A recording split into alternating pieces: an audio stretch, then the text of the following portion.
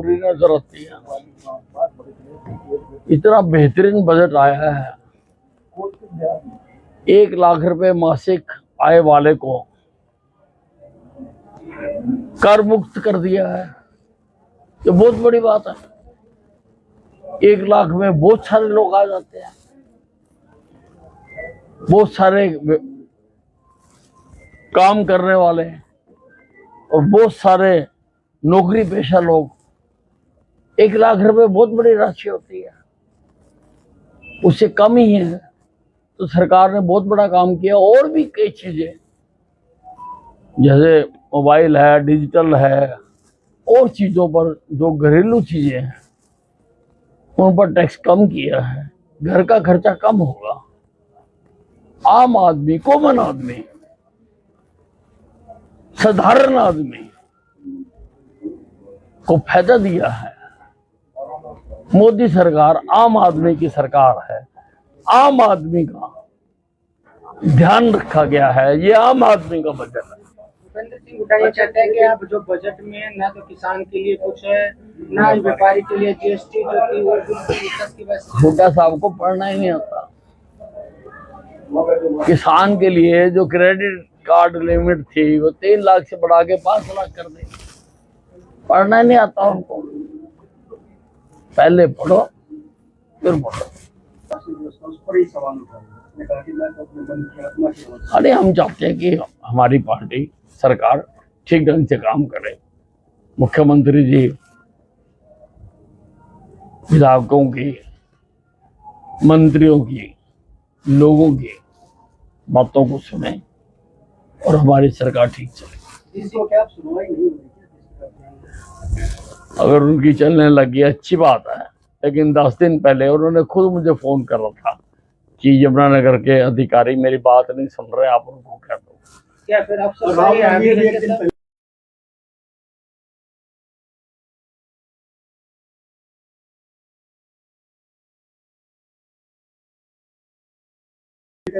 जिस तरह करने की कोशिश कर रहे हैं।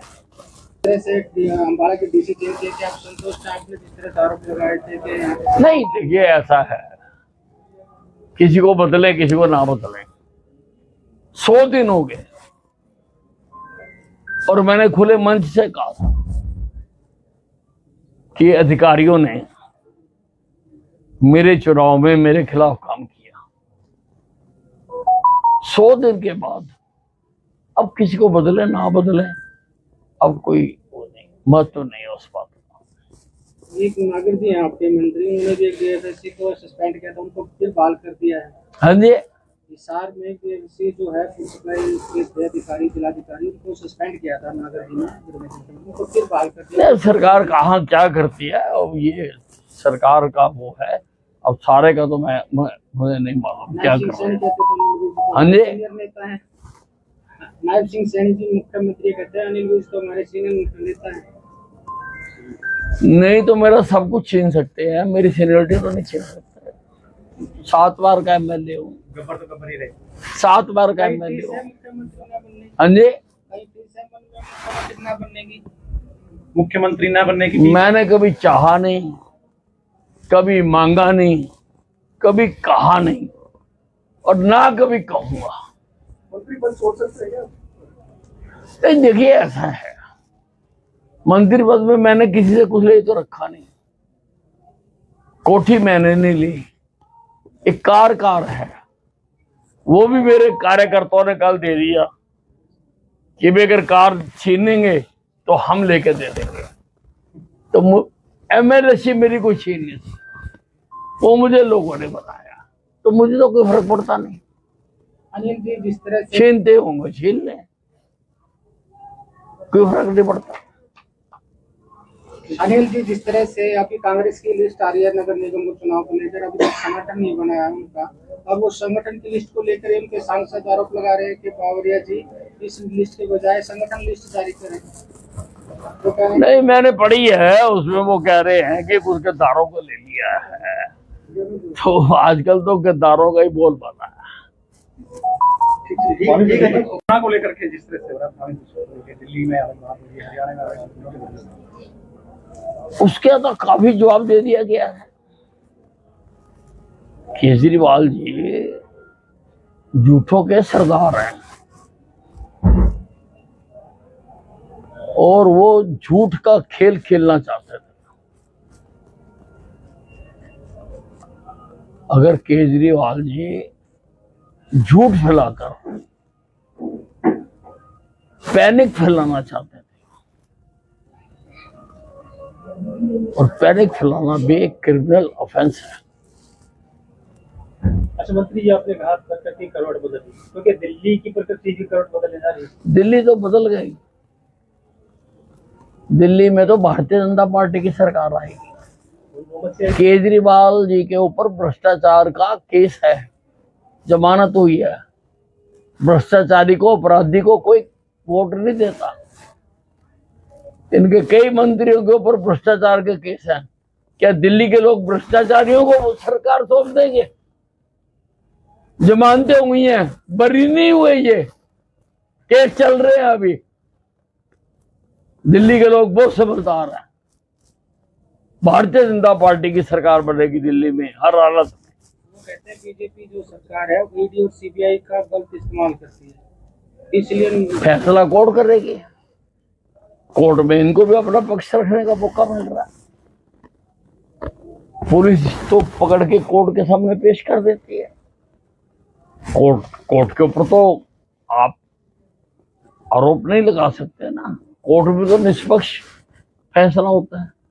जेल के अंदर तो कोर्ट रहे भेजा। इतनी देर अगर बेल नहीं हुई तो कोर्ट ने नहीं करी।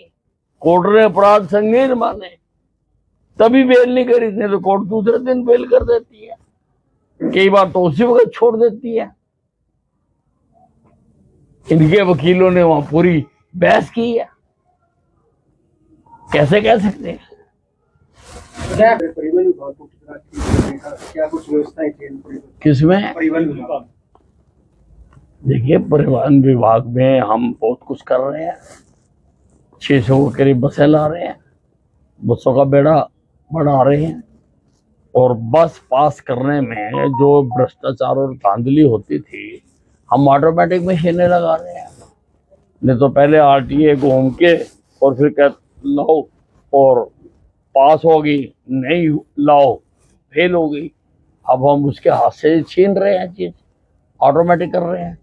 खाने की व्यवस्था के लिए हम टूरिज्म के साथ हमारा अनुबंध होने जा रहा है।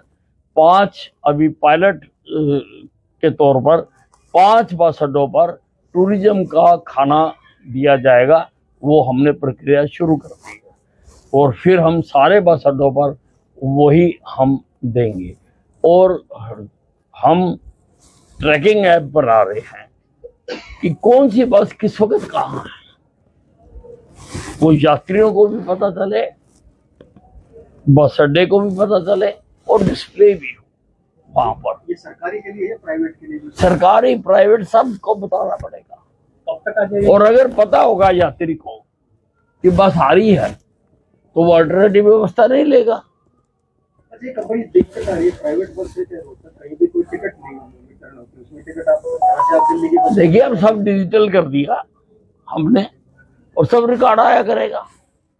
अब सारी चीजें इतनी सारी करने के लिए समय तो थोड़ा लगेगा। कितना साल के अंदर? मेरे पास ऐसा कोई प्रस्ताव नहीं है। नई बसें जो आई हैं उनका कौन जिम्मेदार है, समझ में नहीं आ रहा। कर्मचारी कह रहे हैं कि नई बसें जो आई हैं, सिटी बसें चलाई हैं, उनका जिम्मेदार कौन, समझ में नहीं आ रहा। नहीं, सरकारी आई है, सरकार को देंगे। टूरिज्म का जो खाना है 5 बसों पे मिलेगा, तो उसमें कौन सी 5 बसें? नहीं, उसमें अम्बाला है, हिसार है, करनाल है, पानीपत है। तो ये 5 अभी हमने छांटे हैं। तो अभी धीरे धीरे सारों पर करेंगे। अगर टूरिज्म नहीं कर पाएगा तो जैसा रेलवे की कॉरपोरेशन बनी हुई है और सारे हिंदुस्तान में वो खाना देते हैं, वैसी कॉरपोरेशन बनाएंगे ताकि अच्छा शुद्ध शुद्ध खाना हर आदमी को मिले। बुरे आदमी को हर चीज बुरी नजर आती है। इतना बेहतरीन बजट आया है। 1 लाख रुपए मासिक आय वाले को कर मुक्त कर दिया है। ये बहुत बड़ी बात है। 1 लाख में बहुत सारे लोग आ जाते हैं, बहुत सारे काम करने वाले और बहुत सारे नौकरी पेशा लोग। 1 लाख रुपए बहुत बड़ी राशि होती है, उससे कम ही है। तो सरकार ने बहुत बड़ा काम किया। और भी कई चीजें जैसे मोबाइल है, डिजिटल है, और चीजों पर जो घरेलू चीजें हैं उन पर टैक्स कम किया है। घर का खर्चा कम होगा। आम आदमी, कॉमन आदमी, साधारण आदमी को फायदा दिया है। मोदी सरकार आम आदमी की सरकार है। आम आदमी का ध्यान रखा गया है। ये आम आदमी का बजट है। भूपेंद्र सिंह हुड्डा ये कहते हैं कि आप जो बजट में ना तो किसान के लिए कुछ है, ना ही व्यापारी के लिए जीएसटी जो थी वो की बस। हुड्डा साहब को पढ़ना ही नहीं आता। किसान के लिए जो क्रेडिट कार्ड लिमिट थी वो 3 लाख से बढ़ा के 5 लाख कर दी। पढ़ना ही नहीं आता उनको। पहले पढ़ो फिर पढ़ो। अरे हम चाहते हैं कि हमारी पार्टी सरकार ठीक ढंग से काम करे। मुख्यमंत्री जी विधायकों की, मंत्रियों की, लोगों की बातों को सुने और हमारी सरकार ठीक चले। इसको क्या आप सुनवाई नहीं होगी? अगर उनकी चलने लगी अच्छी बात है, लेकिन 10 दिन पहले उन्होंने खुद मुझे फोन कर रहा था कि यमुनानगर के अधिकारी मेरी बात नहीं सुन रहे, आप उनको कह दो। क्या फिर अफसरशाही हावी है? क्या अफसरशाही हावी है? जिस तरह से पिछली बार ये आरोप लगते थे कि इसमें नेताओं की नहीं सुनी जाती, सिर्फ अफसरशाही ही इसमें अपना काम करती है। हम सब कुछ ठीक करने की कोशिश कर रहे हैं।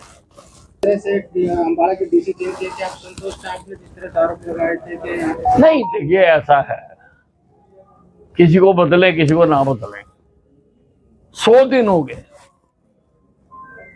और मैंने खुले मंच से कहा था कि अधिकारियों ने मेरे चुनाव में मेरे खिलाफ काम किया। 100 दिन के बाद अब किसी को बदले ना बदले, अब कोई वो नहीं, महत्व नहीं है उस बात का। एक नागर जी हैं आपके मंत्री, उन्होंने भी एक डीएफएससी को सस्पेंड किया था, उनको फिर बहाल कर दिया है। हाँ जी, हिसार में डीएफएससी जो है फूड सप्लाई के अधिकारी, जिलाधिकारी, उनको सस्पेंड किया था नागर जी ने, उनको फिर बहाल कर दिया। सरकार कहाँ क्या करती है, अब ये सरकार का वो है। अब सारे का तो मुझे नहीं मालूम क्या कर रहे हैं। हाँ जी, सीनियर नेता है नायब सिंह सैनी जी, मुख्यमंत्री कहते हैं अनिल विज तो हमारे सीनियर नेता है। नहीं तो मेरा सब कुछ छीन सकते हैं, मेरी सीनियरिटी तो नहीं छीन सकते। 7 बार का एमएलए हूँ, गब्बर तो गब्बर ही रहे। 7 बार का एमएलए हूँ। मुख्यमंत्री ना बनने, हाँ जी, मुख्यमंत्री ना बनने की मैंने कभी चाहा नहीं, कभी मांगा नहीं, कभी कहा नहीं और ना कभी कहूंगा। मंत्री पद छोड़ सकते हैं तो देखिए ऐसा है, मंत्री पद में मैंने किसी से कुछ ले तो रखा नहीं, कोठी मैंने नहीं ली। एक कार है, वो भी मेरे कार्यकर्ताओं ने कल दे दिया कि वे अगर कार छीनेंगे तो हम लेके दे देंगे। तो एमएलए मेरी कोई छीन नहीं थी, वो मुझे लोगों ने बताया, तो मुझे तो कोई फर्क पड़ता नहीं। अनिल जी जिस तरह से छीनते होंगे छीन लें,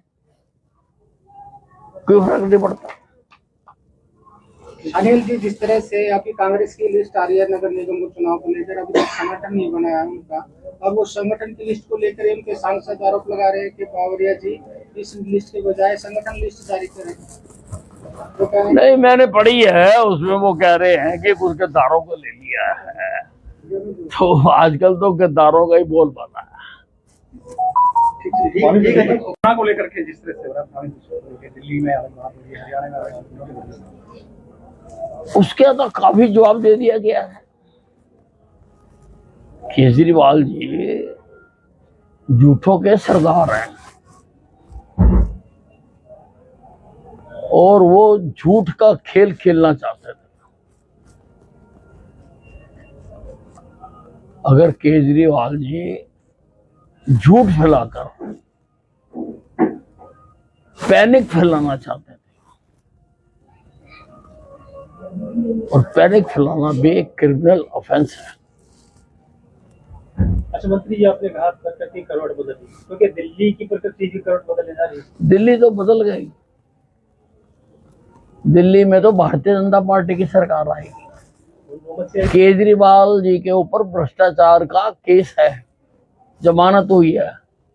भ्रष्टाचारी को, अपराधी को कोई वोट नहीं देता। इनके कई मंत्रियों के ऊपर भ्रष्टाचार के केस हैं। क्या दिल्ली के लोग भ्रष्टाचारियों को सरकार सौंप देंगे? जमानतें हुई हैं, बरी नहीं हुए, ये केस चल रहे हैं अभी। दिल्ली के लोग बहुत समझदार हैं। भारतीय जनता पार्टी की सरकार बनेगी दिल्ली में हर हालत में। वो कहते हैं बीजेपी जो सरकार है ईडी और सीबीआई का गलत इस्तेमाल करती है, इसलिए फैसला कोर्ट करेगी। कोर्ट में इनको भी अपना पक्ष रखने का मौका मिल रहा है। पुलिस तो पकड़ के कोर्ट के सामने पेश कर देती है।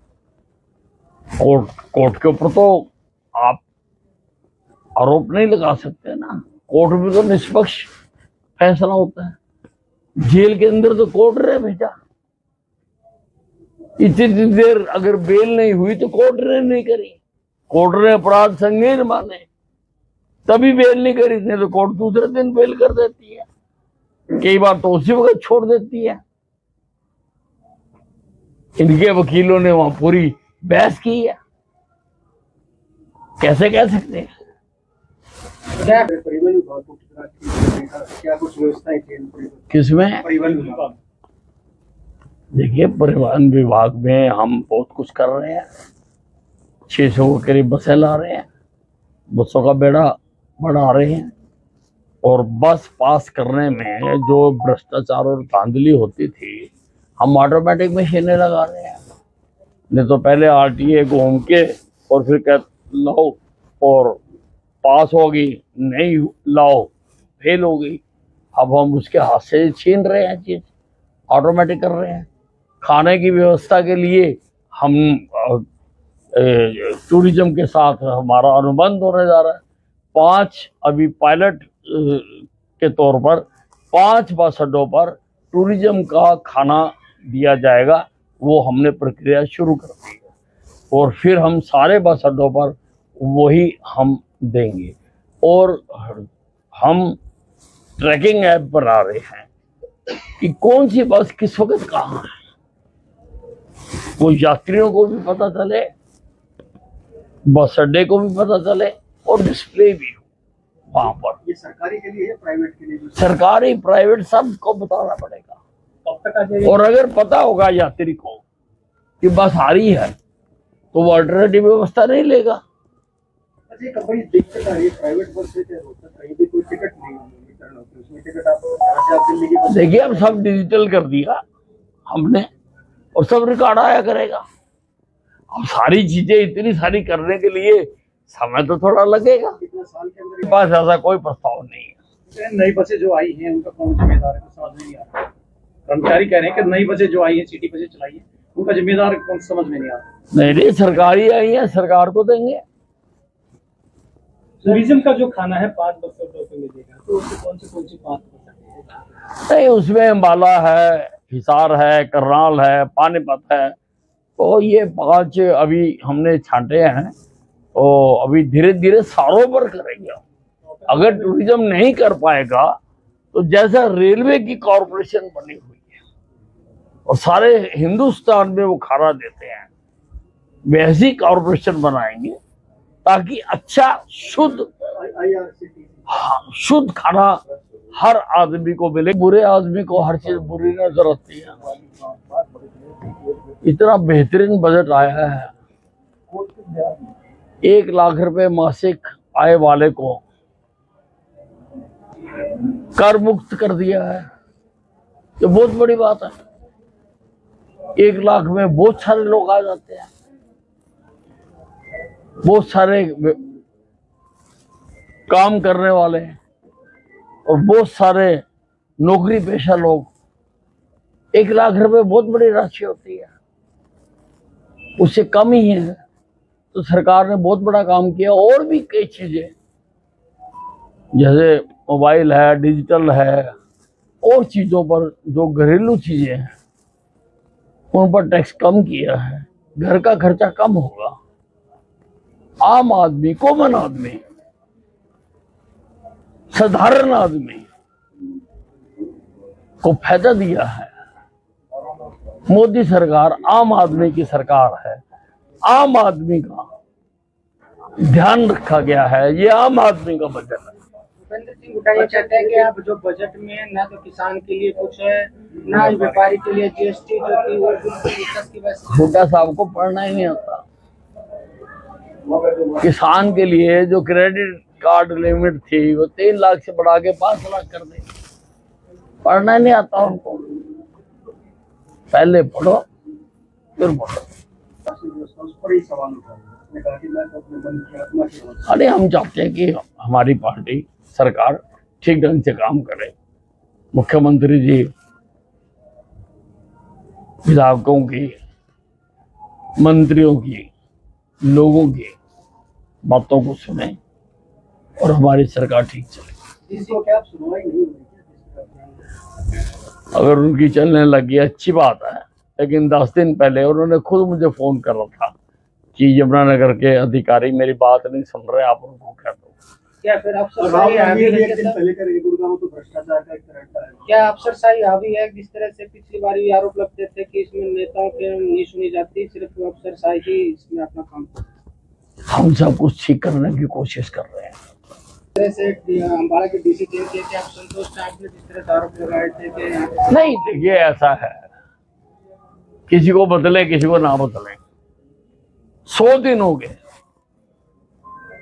और मैंने खुले मंच से कहा था कि अधिकारियों ने मेरे चुनाव में मेरे खिलाफ काम किया। 100 दिन के बाद अब किसी को बदले ना बदले, अब कोई वो नहीं, महत्व नहीं है उस बात का। एक नागर जी हैं आपके मंत्री, उन्होंने भी एक DFSC को सस्पेंड किया था, उनको फिर बहाल कर दिया है। हाँ जी, हिसार में DFSC जो है फूड सप्लाई के अधिकारी, जिलाधिकारी, उनको सस्पेंड किया था नागर जी ने, उनको फिर बहाल कर दिया। सरकार कहाँ क्या करती है, अब ये सरकार का वो है। अब सारे का तो मुझे नहीं मालूम क्या कर रहे हैं। हाँ जी, सीनियर नेता है नायब सिंह सैनी जी, मुख्यमंत्री कहते हैं अनिल विज तो हमारे सीनियर नेता है। नहीं तो मेरा सब कुछ छीन सकते हैं, मेरी सीनियरिटी तो नहीं छीन सकते। 7 बार का MLA हूँ। गब्बर तो गब्बर ही रहे। 7 बार का MLA हूँ। हाँ जी, मुख्यमंत्री ना बनने की मैंने कभी चाहा नहीं, कभी मांगा नहीं, कभी कहा नहीं और ना कभी कहूंगा। मंत्री पद छोड़ सकते हैं क्या? देखिए ऐसा है, मंत्री पद में मैंने किसी से कुछ ले तो रखा नहीं, कोठी मैंने नहीं ली। एक कार है, वो भी मेरे कार्यकर्ताओं ने कल दे दिया कि भी अगर कार छीनेंगे तो हम लेके दे देंगे। तो MLA मेरी कोई छीन नहीं थी, वो मुझे लोगों ने बताया, तो मुझे तो कोई फर्क पड़ता नहीं। अनिल जी जिस तरह से छीनते होंगे छीन लें, कोई फर्क नहीं पड़ता। अनिल जी जिस तरह से आपकी कांग्रेस की लिस्ट आ रही है नगर निगम को चुनाव को लेकर, अभी तक संगठन नहीं बनाया है उनका, अब वो संगठन की लिस्ट को लेकर उनके सांसद आरोप लगा रहे हैं कि बावरिया जी इस लिस्ट के बजाय संगठन लिस्ट जारी करें। तो नहीं, मैंने पढ़ी है, उसमें वो कह रहे हैं कि कुछ गद्दारों को ले लिया है। तो आजकल तो गद्दारों का ही बोल पाता है। कोरोना को लेकर के जिस तरह से दिल्ली में, हरियाणा में, उसके तो काफी जवाब दे दिया गया है। केजरीवाल जी झूठों के सरदार हैं और वो झूठ का खेल खेलना चाहते थे। अगर केजरीवाल जी झूठ फैलाकर पैनिक फैलाना चाहते थे, और पैनिक फैलाना भी एक क्रिमिनल ऑफेंस है, अच्छा मंत्री जी, आपने कहा प्रकृति करवट बदल रही है, क्योंकि दिल्ली की प्रकृति की करवट बदलने जा रही है। दिल्ली तो बदल गई। दिल्ली में तो भारतीय जनता पार्टी की सरकार आएगी। केजरीवाल जी के ऊपर भ्रष्टाचार का केस है, जमानत हुई है। भ्रष्टाचारी को, अपराधी को कोई वोट नहीं देता। इनके कई मंत्रियों के ऊपर भ्रष्टाचार के केस हैं। क्या दिल्ली के लोग भ्रष्टाचारियों को सरकार सौंप देंगे? जमानतें हुई हैं, बरी नहीं हुए, ये केस चल रहे हैं अभी। दिल्ली के लोग बहुत समझदार हैं। भारतीय जनता पार्टी की सरकार बनेगी दिल्ली में हर हालत में। वो कहते हैं बीजेपी जो सरकार है वो ईडी और सीबीआई का गलत इस्तेमाल करती है, इसलिए फैसला कोर्ट करेगी। कोर्ट में इनको भी अपना पक्ष रखने का मौका मिल रहा है। पुलिस तो पकड़ के कोर्ट के सामने पेश कर देती है। कोर्ट के ऊपर तो आप आरोप नहीं लगा सकते ना। कोर्ट में तो निष्पक्ष फैसला होता है। जेल के अंदर तो कोर्ट रहे भेजा। इतनी देर अगर बेल नहीं हुई तो कोर्ट ने नहीं करी। कोर्ट ने अपराध संगीन माने तभी बेल नहीं करी, नहीं तो कोर्ट दूसरे दिन बेल कर देती है। कई बार तो उसी वक्त छोड़ देती है। इनके वकीलों ने वहां पूरी बहस की है। कैसे कह सकते हैं? क्या परिवहन विभाग को क्या कुछ व्यवस्थाएं थी? किसमें? परिवहन विभाग। देखिए, परिवहन विभाग में हम बहुत कुछ कर रहे हैं। 600 के करीब बसें ला रहे हैं, बसों का बेड़ा बढ़ा रहे हैं। और बस पास करने में जो भ्रष्टाचार और धांधली होती थी, हम ऑटोमेटिक मशीनें लगा रहे हैं। नहीं तो पहले आरटीए घूम के और फिर कह लाओ और पास होगी, नहीं लाओ फेल हो गई। अब हम उसके हाथ से छीन रहे हैं, चीज ऑटोमेटिक कर रहे हैं। खाने की व्यवस्था के लिए हम टूरिज्म के साथ हमारा अनुबंध होने जा रहा है। 5 अभी पायलट के तौर पर 5 बस अड्डों पर टूरिज्म का खाना दिया जाएगा। वो हमने प्रक्रिया शुरू कर दी है और फिर हम सारे बस अड्डों पर वही हम देंगे।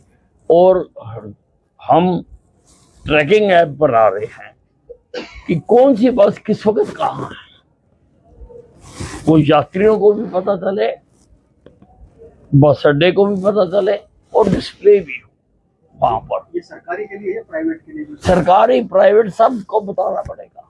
कब तक आ जाएगा? और अगर पता होगा यात्री को कि बस आ रही है तो वो अल्टरनेटिव व्यवस्था नहीं लेगा। अच्छा, बड़ी दिक्कत आ रही है प्राइवेट बस से, कहीं भी कोई टिकट नहीं रिटर्न होती, उसमें टिकट आप दिल्ली की बस। देखिए, अब सब डिजिटल कर दिया हमने और सब रिकॉर्ड आया करेगा। अब सारी चीजें इतनी सारी करने के लिए समय तो थोड़ा लगेगा। कितना साल के अंदर? मेरे पास ऐसा कोई प्रस्ताव नहीं है। नई बसें जो आई हैं उनका कौन जिम्मेदार है, कुछ समझ नहीं आ रहा। कर्मचारी कह रहे हैं कि नई बसें जो आई हैं, सिटी बसें चलाई हैं, उनका जिम्मेदार कौन, समझ में नहीं आ रहा। नहीं, सरकारी आई है, सरकार को देंगे। टूरिज्म का जो खाना है 5 बसों पे मिलेगा, तो उसमें कौन सी 5 बसें? नहीं, उसमें अम्बाला है, हिसार है, करनाल है, पानीपत है। तो ये 5 अभी हमने छांटे हैं। तो अभी धीरे धीरे सारों पर करेंगे। अगर टूरिज्म नहीं कर पाएगा तो जैसा रेलवे की कॉरपोरेशन बनी हुई है और सारे हिंदुस्तान में वो खाना देते हैं, वैसी कॉरपोरेशन बनाएंगे ताकि अच्छा शुद्ध शुद्ध खाना हर आदमी को मिले। बुरे आदमी को हर चीज बुरी नजर आती है। इतना बेहतरीन बजट आया है। 1 लाख रुपए मासिक आय वाले को कर मुक्त कर दिया है। ये बहुत बड़ी बात है। 1 लाख में बहुत सारे लोग आ जाते हैं। बहुत सारे काम करने वाले और बहुत सारे नौकरी पेशा लोग। 1 लाख रुपए बहुत बड़ी राशि होती है, उससे कम ही है। तो सरकार ने बहुत बड़ा काम किया। और भी कई चीजें जैसे मोबाइल है, डिजिटल है, और चीजों पर जो घरेलू चीजें हैं उन पर टैक्स कम किया है। घर का खर्चा कम होगा। आम आदमी, कॉमन आदमी, साधारण आदमी को फायदा दिया है। मोदी सरकार आम आदमी की सरकार है।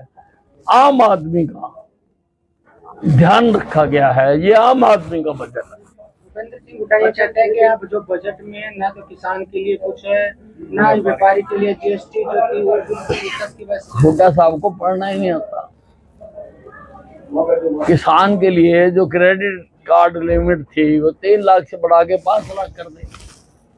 पढ़ना नहीं आता उनको। पहले पढ़ो फिर पढ़ो।